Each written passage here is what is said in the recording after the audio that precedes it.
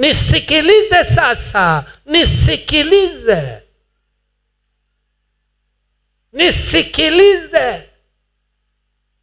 Hili ndilo jambo liliwakosesha Israel is a hermeneutical error. Israeli walishika sana kalenda yao ya miaka 70 na kwamba Yesu atakuja kuiokoa Israel, na ndio maana mara kwa mara wanafunzi walimuuliza Yesu, hivi ndio kwanza unakwenda kuwaokoa Israel, ndipo unakwenda kuwarudishia Israeli ufalme? Hilo swali walimuuliza. Wao walishika tafsiri ya Daniel majuma 70, wakaacha sheria moja ya unabii ya multiple fulfillment au double fulfillment, kwamba tunapotafsiri unabii tunazingatia moja ya sheria yake ni kwamba sentensi moja ya unabii inaweza ikatimia zaidi ya mara moja, multiple fulfillment. Unisikilize hapa. Biblia imesema Mwokozi atakuja, na katika kuja kwake mojawapo ya kazi ni kuiokoa Israel. Lakini kulikuwa na kazi nyingine. Israel wakakosea. Anakuja kwanza kuokoa ulimwengu na kuwafia wanadamu kabla ya kuhitimisha kuiokoa Israel. Listen to me. Wakashika utimilifu namba 3. Wakaacha wa kwanza, wakaacha wa pili. Kwanza anakuja kama mwanakondoo wa Mungu, anakufa, kisha analizaa kanisa, kinapita kipindi cha kanisa. Halafu anakuja tena kulinyakua kanisa, anaishia hewani. Ujio namba wa pili uko awamu 2. Awamu ya pili ndipo anakuja, kila jicho linamuona, anakuja kama mfalme wa falme, visible king, na anakuja kuiokoa Israeli physically. Wao wakashika namba 3, wakaacha namba 1 na 2. It's a wrong interpretation. Ushike hapo.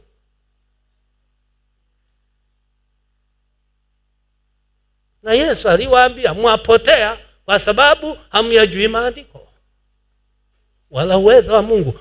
Hold on that, ushike vizuri hapo.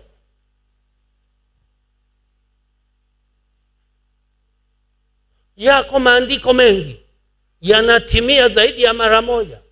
Swala la pembe ndogo ambaye ni mpinga Kristo,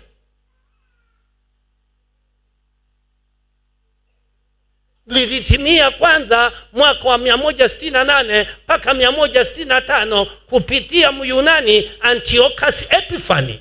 Akafanya yote ambayo mpinga Kristo atafanya, na wengi wakadhani Antiochus Epiphanes wa 4 ndiyo mpinga Kristo.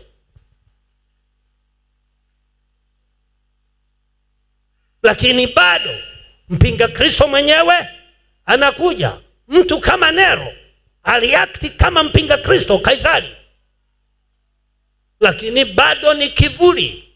Mpinga Kristo mwenyewe bado. Kwa naomba uangalie sana. Kanuni ya unabii ya kutimia zaidi ya mara moja imewakosesha wengi. Ni joto sana, sema amina kubwa. Tikisa na kichwa hivi.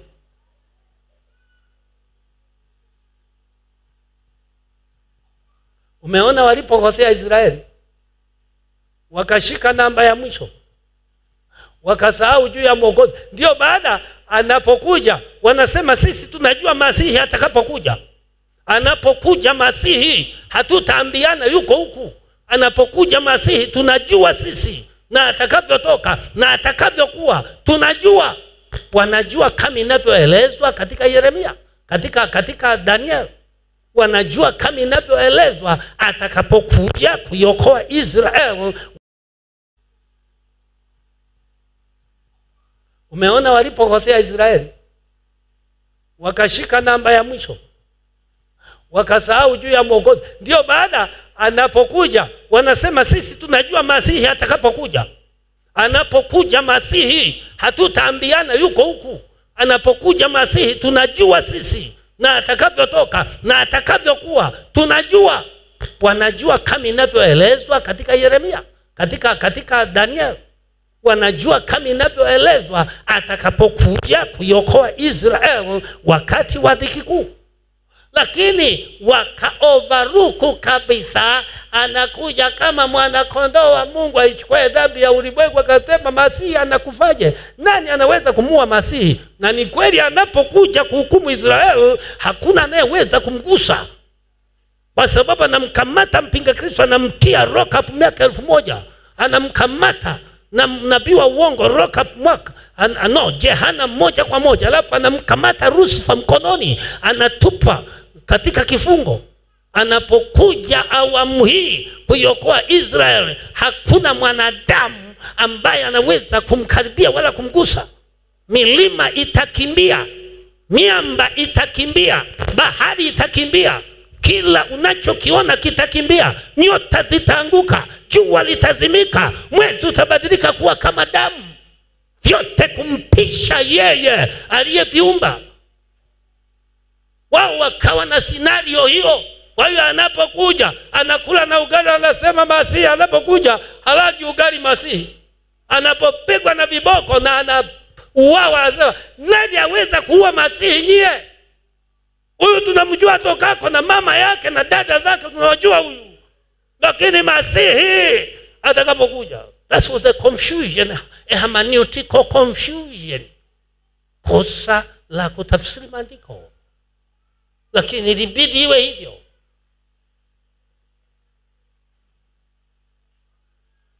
Pamekaa vizuri majuma 70? Mbona kimya? Pamekaa vizuri. Na mimi jasho naliona, si mnaniona na sweti? Sio ninyi tu. Wiki 2 zijazo, I promise you, tutakuwa na feni sehemu kubwa.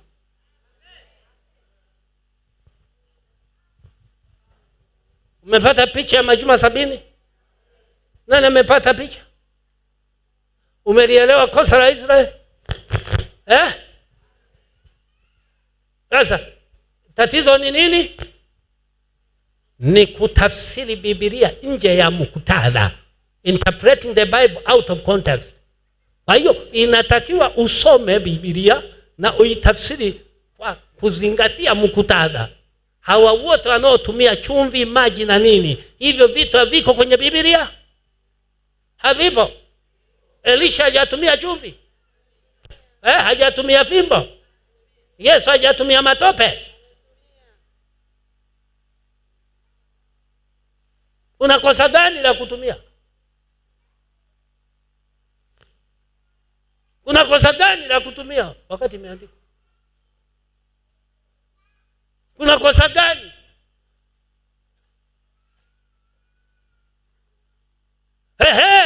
Watu wanalala jamani, sijawahi kuona.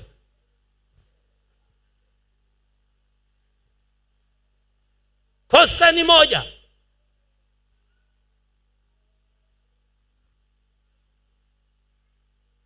Nini maana ya kwanza ya mwandishi wa kwanza kwa wasikilizaji wake wa kwanza? Hiyo ndio swali la kwanza. Unaposoma mstari wowote unajiuliza kwanza, nini maana ya mwandishi wa kwanza kwa wasikilizaji wake wa kwanza? Nini? Ukimaliza hiyo unakuja namba 2. Kweli ya milele ni nini? Yaani fundisho hapa ni nini? Kaini kamuua Habili na tunasoma. Je, tukitoka hapo tukaue wadogo zetu? Si imeandikwa tukaue wadogo zetu?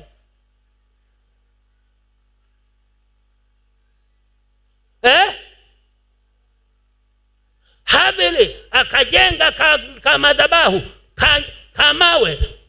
Nani?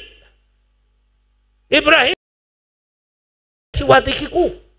Lakini wakaovaruku kabisa. Anakuja kama mwana kondoo wa Mungu aichukue dhambi ya ulimwengu. Akasema Masihi anakufaje? Nani anaweza kumua Masihi? Na ni kweli anapokuja kuhukumu Israeli hakuna anayeweza kumgusa, kwa sababu anamkamata mpinga Kristo, anamtia rock up miaka 1000. Anamkamata na nabii wa uongo rock up mwaka jehanamu moja kwa moja. Alafu anamkamata Lucifer mkononi, anatupa katika kifungo. Anapokuja awamu hii kuiokoa Israeli, hakuna mwanadamu ambaye anaweza kumkaribia wala kumgusa. Milima itakimbia, miamba itakimbia, bahari itakimbia, kila unachokiona kitakimbia, nyota zitaanguka, jua litazimika, mwezi utabadilika kuwa kama damu, vyote kumpisha yeye aliyeviumba. Wao wakawa na scenario hiyo. Kwa hiyo anapokuja anakula na ugali, anasema Masihi anapokuja halaji ugali Masihi. Anapopigwa na viboko na anauawa, anasema nani aweza kuua Masihi nyie? Huyu tunamjua tokako na mama yake na dada zake tunajua huyu. Lakini Masihi atakapokuja, that was a confusion, a hermeneutical confusion. Kosa la kutafsiri maandiko. Lakini ilibidi iwe hivyo.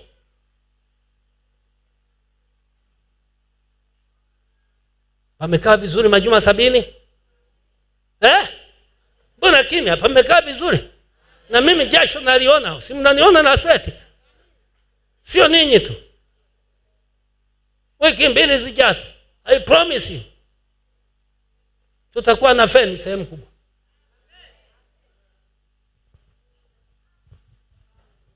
Umepata picha ya majuma 70? Nani amepata picha? Umelielewa kosa la Israeli? Sasa tatizo ni nini? Ni kutafsiri Biblia nje ya muktadha, interpreting the Bible out of context. Kwa hiyo inatakiwa usome Biblia na uitafsiri kwa kuzingatia muktadha. Hawa wote wanaotumia chumvi, maji na nini, hivyo vitu haviko kwenye Biblia. Havipo. Elisha hajatumia chumvi, hajatumia fimbo. Yesu hajatumia matope. Una kosa gani la kutumia? Una kosa gani la kutumia wakati imeandikwa? Kuna kosa gani?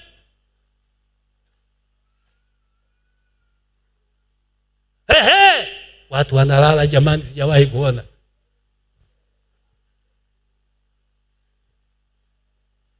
Kosa ni moja.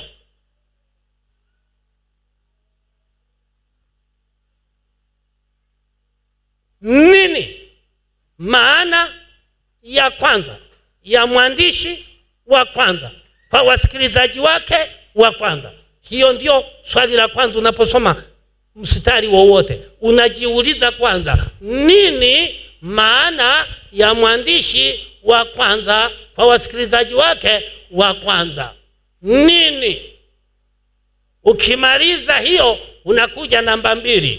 Kweli ya milele ni nini? Yaani fundisho hapa ni nini? Kaini kamuua Habili na tunasoma. Je, tukitoka hapo tukaue wadogo zetu? Si imeandikwa tukaue wadogo zetu?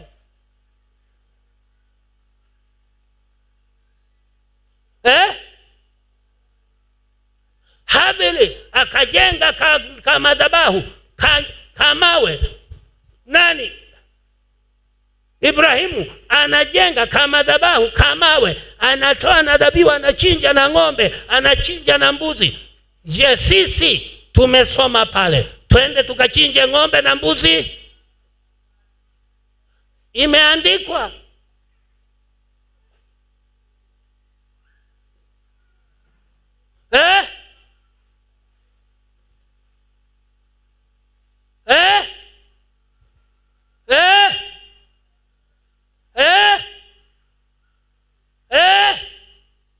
Yesu amempaka matope yule kipofu, matope yule kipofu, amemwambia nenda kanawe kisiwa cha Siloamu, tuwapake matope, halafu aanze kwenda kisima cha Siloamu, na hicho kisima kilishapotea. Watakipata wapi?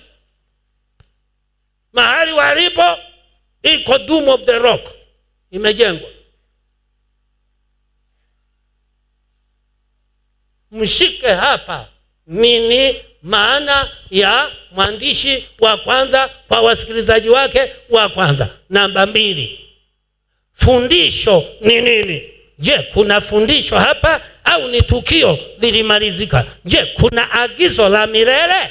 Ndio maana ya fundisho. Kuna agizo la siku zote ya kwamba watu wote wanaagizwa, vizazi vyote wafanye hivi, imeagizwa hivyo. Paulo anaandikia wanawake wa Korintho, marufuku wanawake kunena katika kanisa. Simruhusu mwanamke yeyote kuhubiri. Sisi huku wanahubiri. Tumevunja Biblia.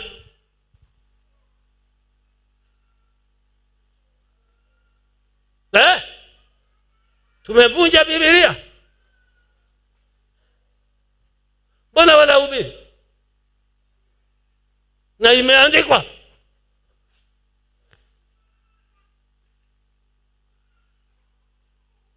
Nini maana ya Paulo kwa Wakorintho anapowaandikia wakati ule? Na je, agizo la milele hapa ni lipi?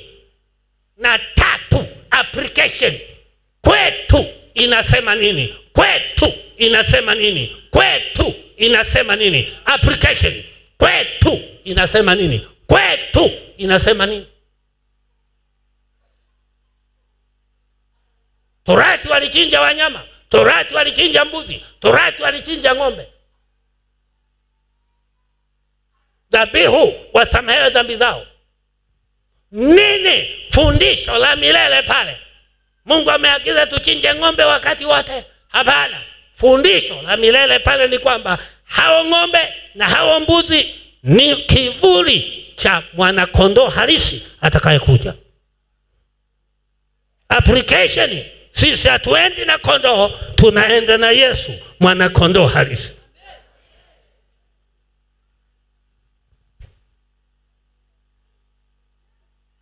Mafuta wameyatumia, moja kama dawa, medicinal purposes, wanaopaka wagonjwa, medicinal purposes.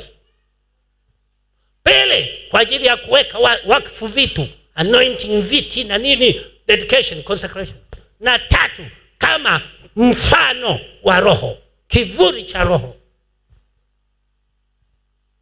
Anapokuja Yesu, hatuhitaji medicino ya mafuta. Ametoa karama ya uponyaji. Kwa hiyo sisi hatuhitaji tena kupaka watu wapone. Sisi tunaweka na karama ya uponyaji, a gift of healing. Unaangalia tofauti. Amina. Mafuta yametumika kama mfano wa roho. Sisi hatuhitaji mafuta, maana roho mwenyewe ameshuka. Kwa hiyo sisi tunapokea roho moja kwa moja.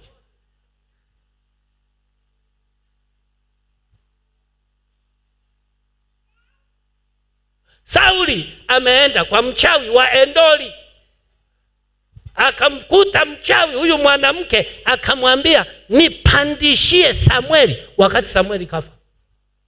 Na mchawi akampandisha Samueli, akaja na akaongea naye.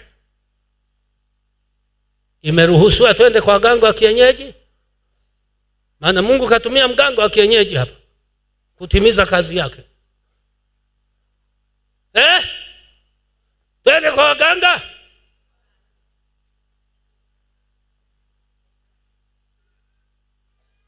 Bwana anapotaka kumwadhibu Ahabu, anauliza swali, nani ni mtume aende kumdanganya Ahabu? Malaika kimya. Shughuli ya kudanganya hawajawahi kuifanya. Pepo akajitokeza mbele za Mungu, akasema mimi hapa. Mungu anamuuliza pepo, umeelewa? Haulizi mtakatifu, anamuuliza pepo. Utafanyaje? Toa strategies, toa mbinu. Akasema nitaenda nitaingia vinywani mwa manabii wake, halafu amtabiria uongo kwamba atashinda, aende akaanguke. Bwana anamruhusu pepo na nabii wake, halafu amtabiria uongo kwamba atashinda, aende akaanguke. Bwana anamruhusu pepo, anamwambia nenda ukafanye haraka kazi nzuri hiyo.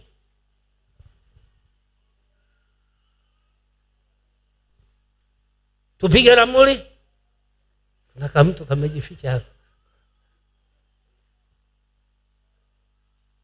Tupige ramli. Kuna watu wanasoma maandiko hayo wanakwenda kwa waganga wa kienyeji. Wachungaji nakwambia na maaskofu sasa hivi wanaenda kwa waganga wa kienyeji wengine. Na wanakupa maandiko hayo. That's reading the Bible out of context.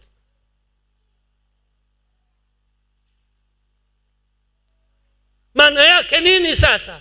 Kama Mungu ameruhusu hiyo, maana yake nini? Maana yake nini? Maana yake nini?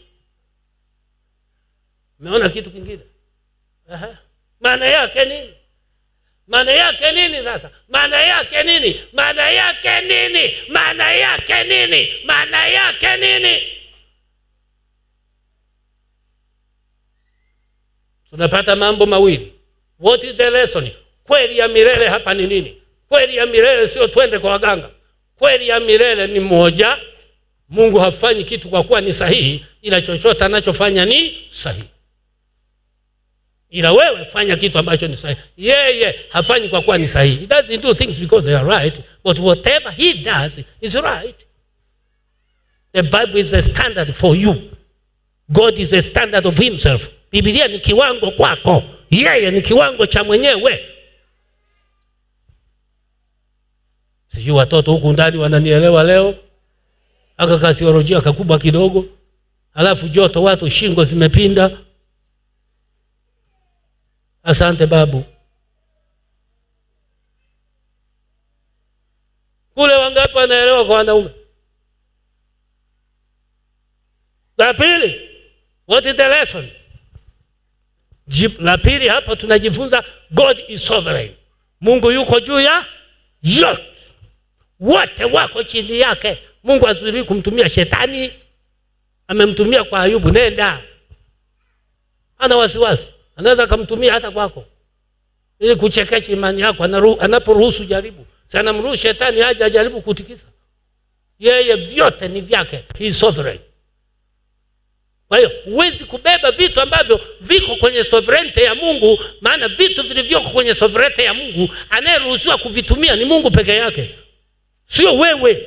Vitu viliko kwenye uwezo wa Mungu wa juu ya yote, yale ambayo ameyafanya kwa nafasi yake ya juu ya yote, wewe huwezi kuyaiga.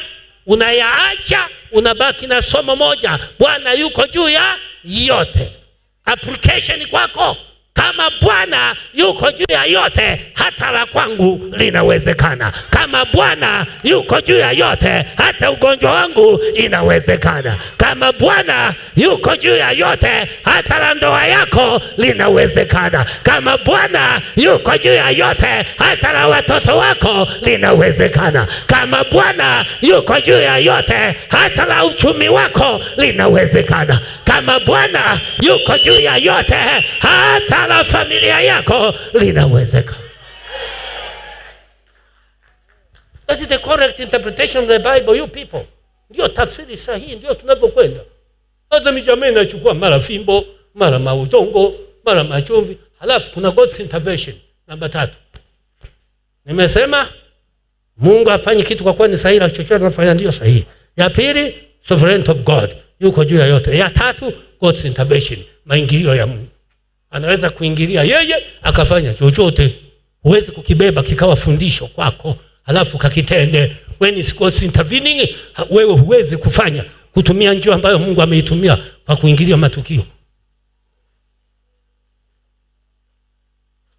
Sasa majamaa hajajua Biblia, yanafanya chochote. Kila linaloandikwa wanabeba hivi hivi. Utajikuta huko porini, halafu umepotea, halafu mtu wa kukuokoa hayupo. Majuma 70. Majuma 70. Njoo Jumanne. Njoo Jumatano. Ninapofundisha historia ya kanisa, ukiwa na maswali utauliza. Nadhani mpaka hapa kidogo umenielewa. Hata kama umechoka umeelewa.